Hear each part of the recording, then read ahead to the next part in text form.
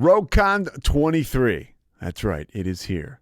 It's not back. It's here. It's the first one. Join the ultimate celebration of digital content with its creators, passionate fans, and industry experts. It is all happening in downtown Waco across multiple venues, January 20th through the 22nd of 2023.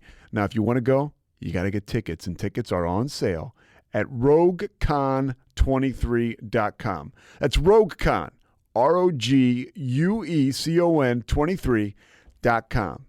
Be there. I'm going to be there. Everybody's going to be there. Let's go.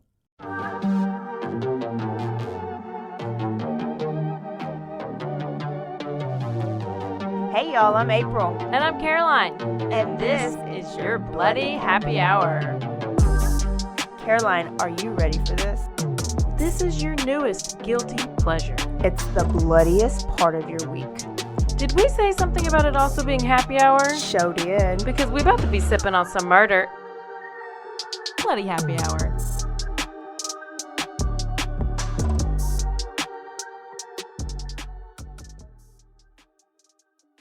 Hey y'all, this is April. Hey, it's Caroline.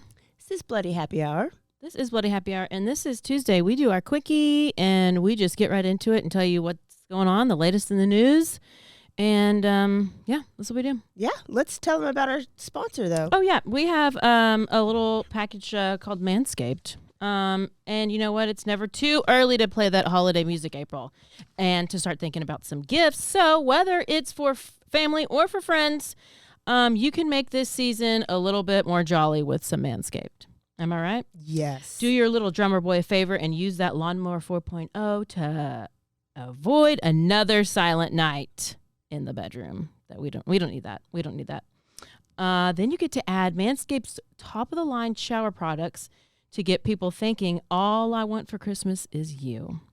And you know, Santa cares about his sack, and so should you. So should you. So let's look nice whenever it's time to get naughty by going to manscaped.com and use the code BHH for free shipping and 20% off. Guys, this platinum package has each product from best-selling Performance Package Plus, Ultra Premium Body Wash, Ultra Premium 2-in-1 Shampoo plus Conditioner, and Ultra Premium Deodorant. It's the best way to smell fresh for your Santa hat to your candy cane.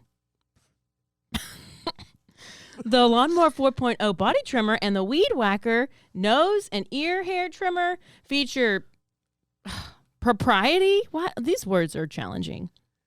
Advanced skill-safe technology to protect your delicate presence. Plus, both are waterproof, so there's no issue clearing the snow out of your driveway. There's also a 4,000K LED on it, so you can turn the light on and run away like Rudolph. And now that you've groomed your candy cane, it's time to make sure you don't smell like a reindeer with the Platinum Package shower products. All of the Manscaped shower gear is sulfate-free, vegan, and made to have your skin feeling super hydrated and smelling extra fresh. But smelling good doesn't stop at the shower. The Crop Preserver, Ball Deodorant, and Crop Reviver Ball Toner can solve that stank problem all day long. Stank. Once they touch your sack, you'll never go back. The Platinum Package 4.0 sitting under the tree is guaranteed to put anyone in the holiday spirit. And for the perfect stocking stuffer, you can add brand new Body Buffer, an incredible body scrubber that makes exfoliating easy and a lot cleaner than that old nasty loofah. Yeah, we don't need that thing. So go to manscaped.com, get 20% off and free shipping with the code BHH. Once again, manscaped.com, 20% off using code BHH, and get your jingle balls ready for the holidays. So, in the news today. Yep. Right now. Yep.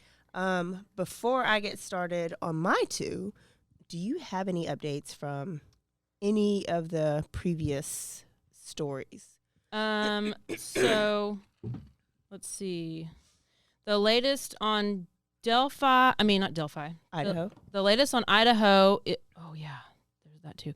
On Idaho is, they saw that they have that white car that they're out there looking for, the Hyundai. And last night I was watching News Nation with Brian Enton, aka News Daddy, and They were talking about how they had some surveillance footage from a convenience store. A convenience store owner took a screenshot or a picture of the video and sent it in because it looked like a white car was speeding by at around, like, I think 3:45 a.m. that same night. And so that's sent over to the police. And then a liquor store nearby also has surveillance. So they went and collected surveillance from all. And I feel like they had to have had this like weeks ago. And maybe, I don't know. I think they just have so much more than they have said. And also it was revealed by Kaylee's dad that her body was extra stabby stab. Yeah, I did see that. Like, organs were really mutilated. Yeah.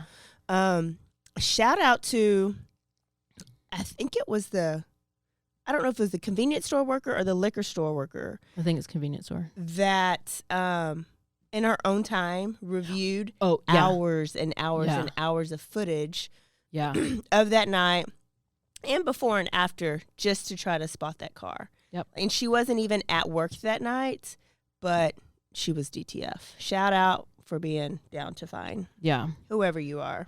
So, I mean, there's not much big news. They haven't done any conferences. They just kind of updates here and there, but hopefully soon. Let me do a little quick update on Quentin Simon and Leilani, his mama, who was arrested, I think, last week or something. She has been officially indicted on 19 charges, including 2 counts of felony, 2 counts of felony murder, and 1 count each of malice murder and concealing the death of another in connection with the death of young Quentin Simon. Yeah. 19. Wow. What do you have? Why are you on 2 counts of murder? You murdered 1 person, but it counts twice? I don't know. Okay. So there's your updates, but let me tell you what I found. So this is old news that's new news right now. So, have you ever heard of the NFL player Antonio Armstrong? I don't think so. Former. Okay, so in July of 2016, this is in Houston, Texas. Mm-hmm. Antonio Armstrong and his wife Dawn were sleeping in their bed in their Bel Air condo in Houston area, and they were shot and killed by a .22 caliber pistol. Antonio was shot once in the head. Dawn, wife, was shot twice in the head. They had been married for 16 years. He played football at A&M with the fellow Aggie, was drafted into the NFL, and played for the Miami Dolphins for a little while, for the 49ers for a little while, I think, and then went to the Canadian League. And then after retirement, he put his money to work and opened up some gyms, some health and fitness gyms in the Houston area. Mm-hmm. He was also an associate pastor at his church, a motivational speaker. So he was doing some good stuff. He was very productive after retirement, right? They had 2 kids together, Antonio Armstrong Jr., and then a daughter named Kyra. Excuse me. Antonio was 16, Kyra was 14. But they also had a stepson named Josh, okay? So, and this was Dawn's kid before she met Antonio. So Josh had a different dad. Let me play. So on the morning of July 29th, there was a 911 call about 1:40-ish in the morning. Let me play this for you. Place where Antonio Armstrong Sr. and wife Dawn were shot. Both died. On the phone with 911, the couple's son, Junior, or AJ, appeared confused, panicked while answering questions. The dispatcher asks if medical attention was needed in AJ's parents' bedroom. AJ responded, yes, and their door is cracked open. Later, the dispatcher asks if gunshots AJ heard sound like a handgun, rifle, or shotgun. I'm not good with guns, AJ replies, but I guess like I don't know, 15 or something like that. I know my dad has a gun underneath the... God, where does he keep his gun? AJ asks aloud, eventually saying, I think he keeps it in the drawer right next to his bed. Houston police were on their way at this point, and AJ not a suspect then. The dispatcher then directs him to wake up his 12-year-old sister. Later, during that 911 call, AJ, who today stands trial, accused of killing his parents, can be heard saying something unthinkable, possibly self-incriminating. Quote, "It's all my fault."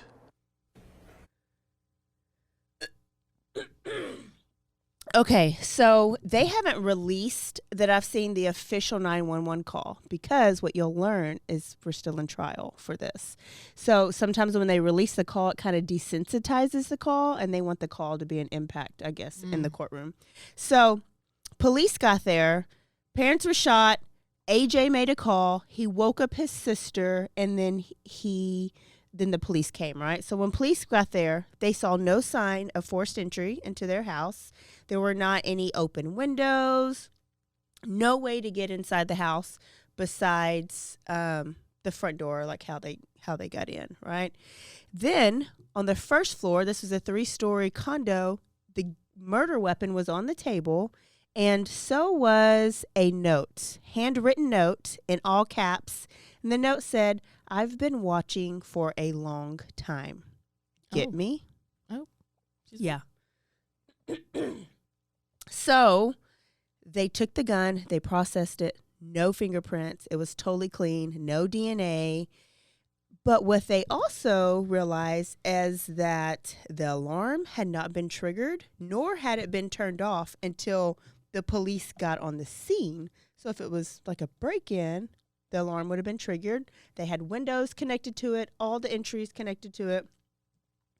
So this led the police to believe that somebody inside the house could have committed that murder. Mm-hmm.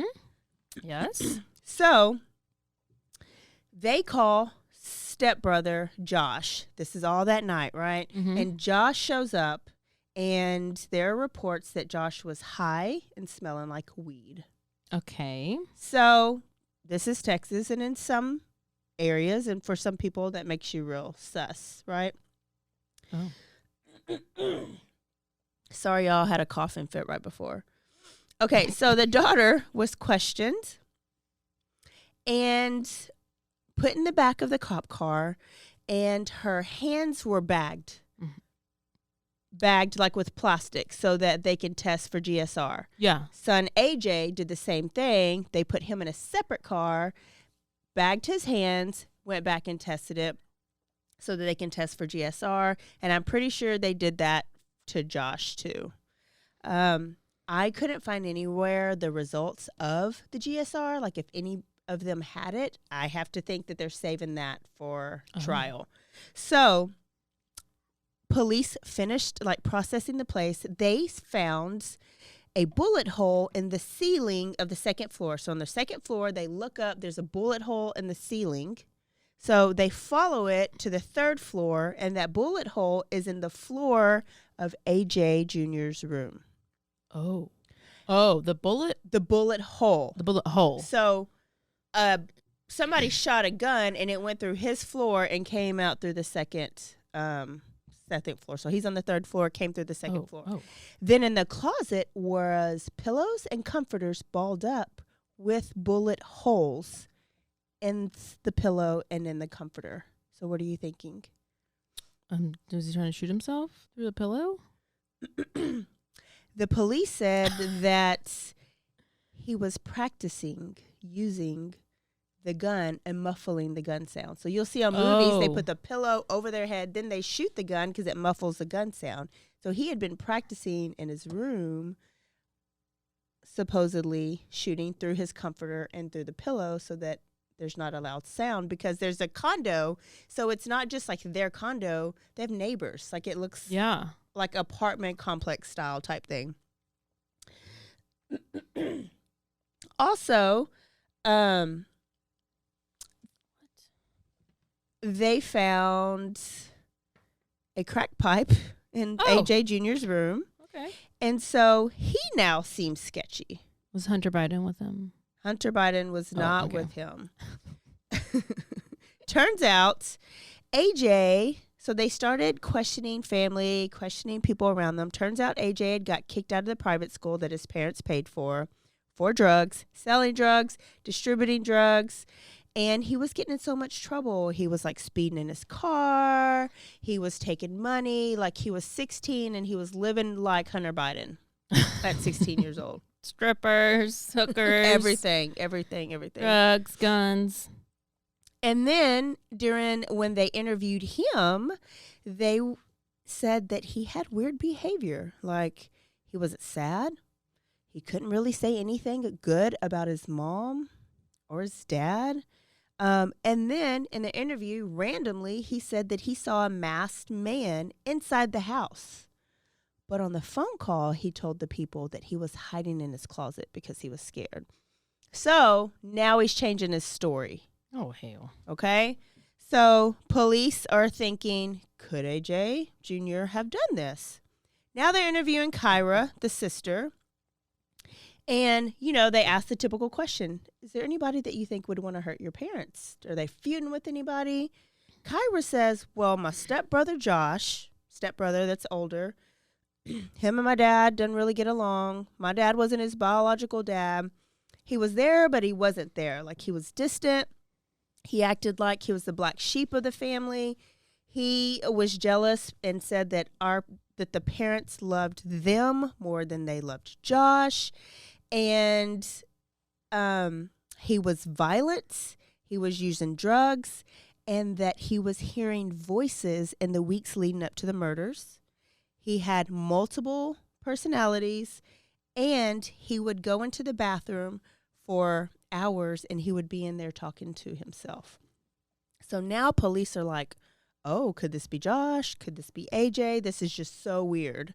They've ruled out that anybody could have penetrated the house. So it had to be somebody within the family. Josh actually wasn't there. So they concluded that little 16-year-old AJ Jr. killed his parents, and they arrest him, and he goes to trial for his murder.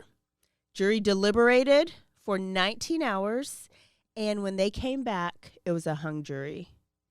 8 people said not guilty. 4 people said guilty because the lawyer did his job. Oh, was it Jose Baez?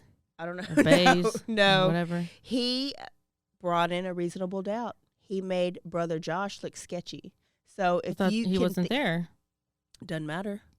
Another email. He would have access. He would know how to get in there. So AJ goes back to jail. Now, his family is supporting him. Like the grandparents, the aunts and uncle, they support AJ. They don't really support Josh. Trial number 2 just happened this month. Oh. That's why it's in the news right now. Because it happened in 2016. He went to trial.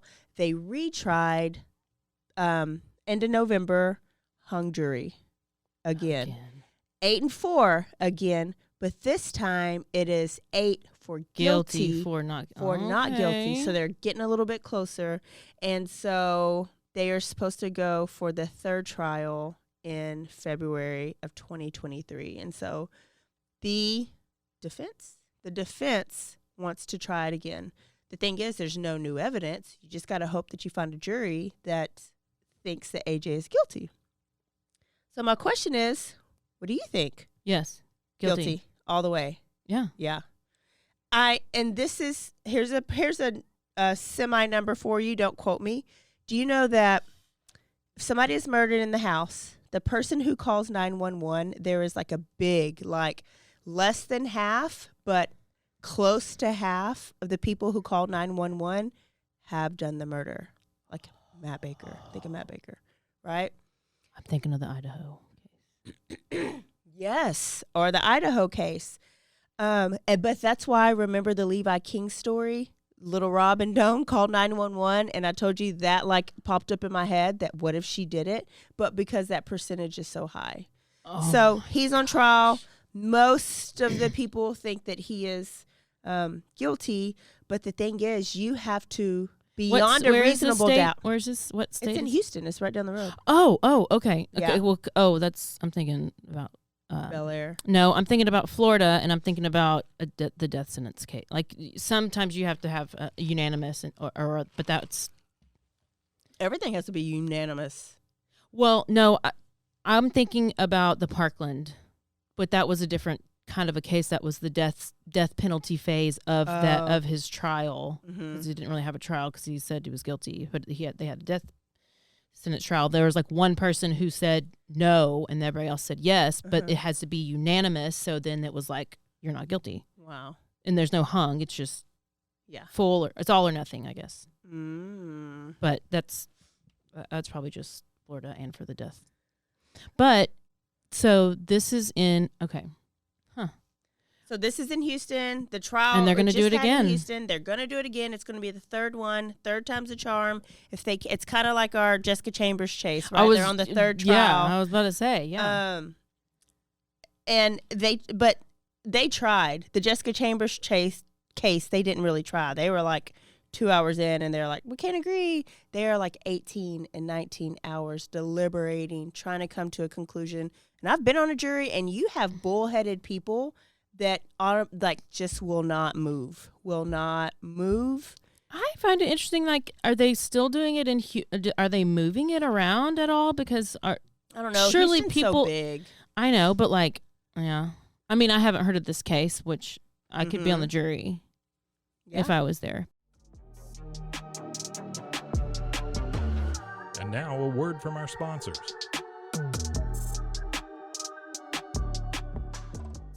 RogueCon 23. That's right. It is here.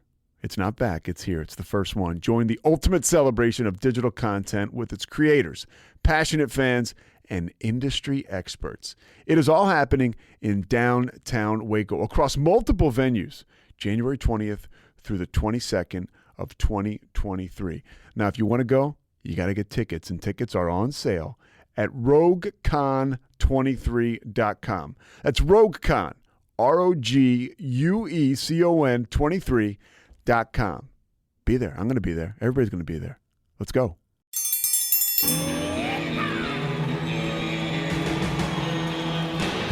Hi, I'm Hank. You might remember me from a show called King of the Hill. Check out a King of the Hill rewatch podcast. These boys ain't right, but they are funny. Find the podcast anywhere you get your podcasts or at roguemedianetwork.com. I tell you what.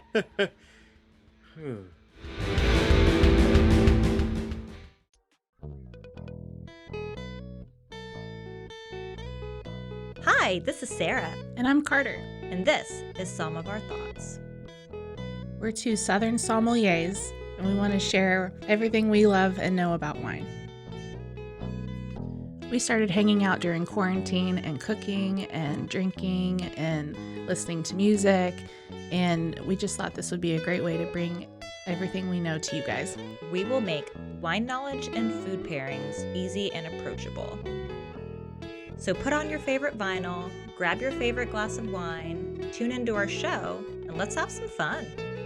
Wine and vinyl. So check us out on roguemedianetwork.com or wherever you get your favorite podcast. We'll be talking about a lot.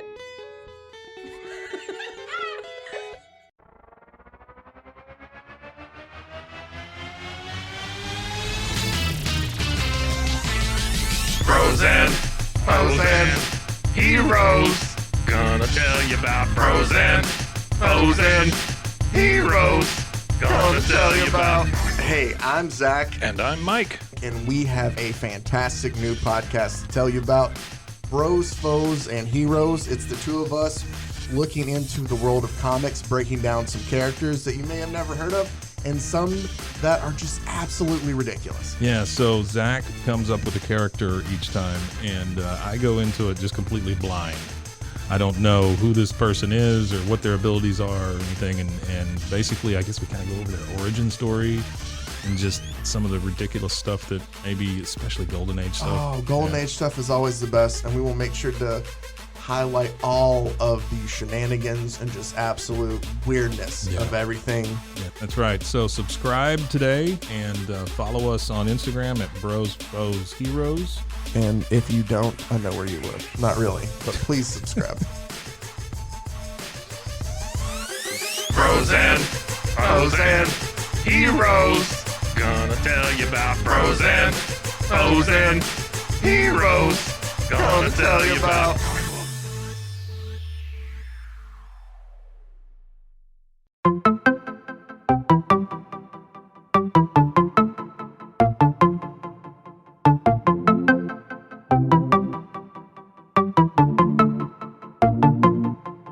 Welcome to One Star Rewind, a new podcast about those dreaded one-star reviews that every business owner hates to receive, but yet every customer loves to read. During this podcast, we will peel back that one-star review to better understand how it happened, when it happened, and what the business owner is doing after receiving that one-star review. This podcast will be about love, hate, and laughter. On One Star Rewind, we will meet with real business owners who will tell their stories and how they do rely on reviews for their business.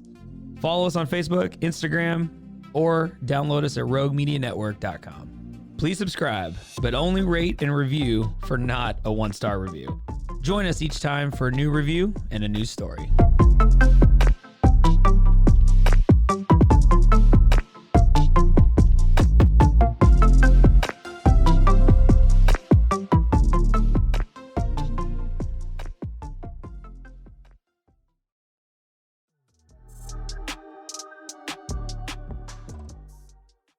And then to end, we got a MWW.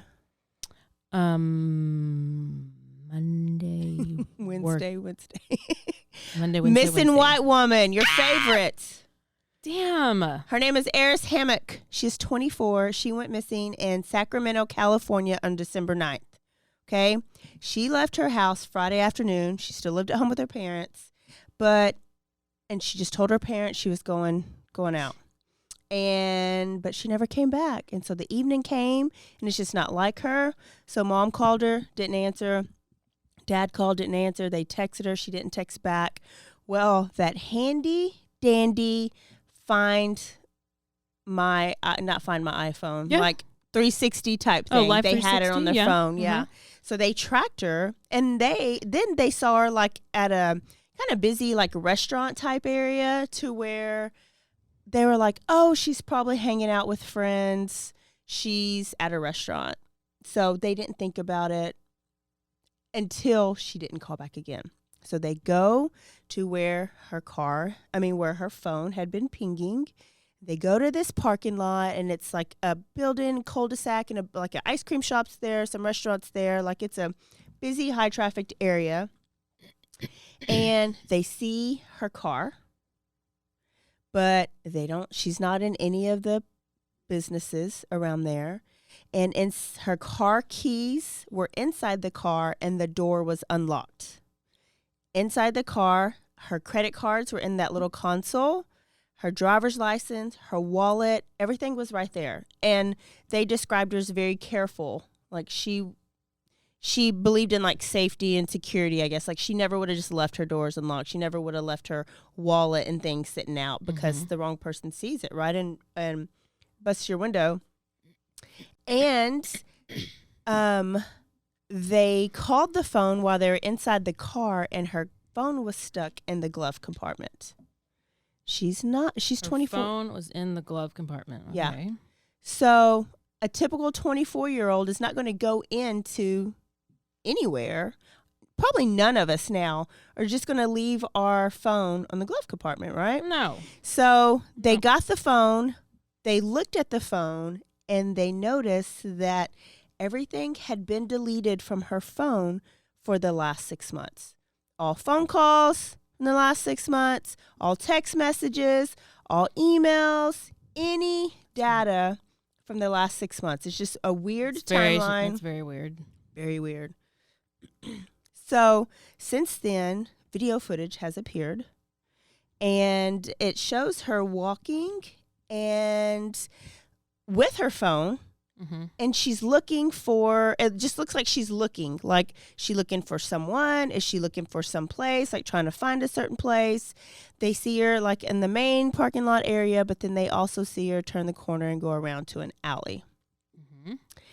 And that footage, they kept looking, never shows her coming back through and getting into her car.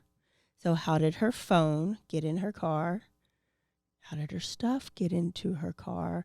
And where is Aeris Hammock right now? I don't know. Police have no leads. No leads. The dad was on Nancy Grace to me. And so we wait. Yeah. Aeris, Aeris. Well, I'm kind of upset because I have not been able to listen to those episodes, so I have nothing to contribute. Well, they are trying to see if she has dating apps, right? Because could she have swiped somebody, or like been meeting up for a date? How old is she? 24. Okay. So there's your 2 news stories to follow.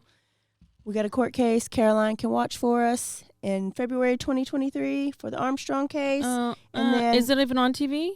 Is it televised? I don't know. Okay. I can't be doing that. I'm only doing televised ones. Thanks. Actually, the Murdaugh case, they had a pretrial hearing recently about blood spatter and a bunch of other stuff. But that trial is starting in 5 weeks. When it's over, I need you to do the story because I don't know. I only know bits and pieces. There's so much that it's multi-series. Yeah. It's so in depth. But I will definitely be talking about that when it comes around. It's happening in January. Courtney Clenny, the OnlyFans murder trial was supposed to be sometime in December. It got pushed back to like April or whatever. And then the suitcase trial's coming up at some point. But we'll see. There we go. Okay, y'all. Don't forget to go to manscaped.com. Code BHH, 20% off and free shipping. Don't forget to send this podcast to somebody else. Tell some friends. Rate, review, and subscribe. And if you want us to tell everybody about your business, then you can email us at bloodyhappyhour@gmail.com and we can tell you about some sponsorship opportunities. Caroline, don't forget to stay aware, stay alive, and always be DTF. Bye, y'all. Bye.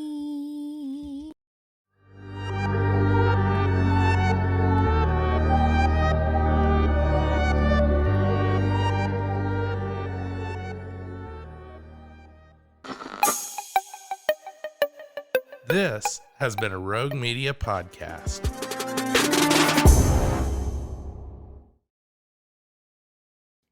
Join the ultimate celebration of digital content with its creators, passionate fans, and industry experts. It's all happening in downtown Waco across multiple venues on January 20th through the 22nd, 2023. Tickets are on sale now at roguecon23.com.